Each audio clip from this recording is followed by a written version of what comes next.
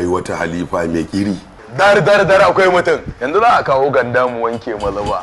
Ango ka sha.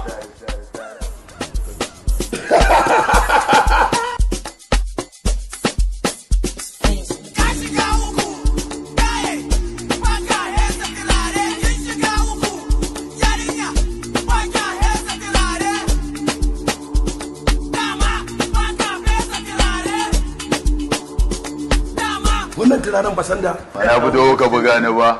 Wannan da kuke gani shi ake kira da sanda fafin ko kuma abale fafin. Za ku iya samun shi a dukkanin shagunan da suke cikin Najeriya. Ni na fi so na dau wanka, mota a ce ta sha kumfa.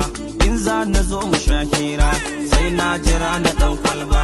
Feshe jiki ya sha kamshi. Sai babban ofishinmu da ke kasuwar Sabon Gari Jambulo L9. Sai kuma ƙananan reshikanmu da ke kasuwar Rombai da kuma kasuwar Kurmi. Ga kuma masu bukata waɗanda ba cikin garin Kano kuke ba, tsari ɗai ko kuma Aerol za ku iya kiran ma waɗannan lambobi.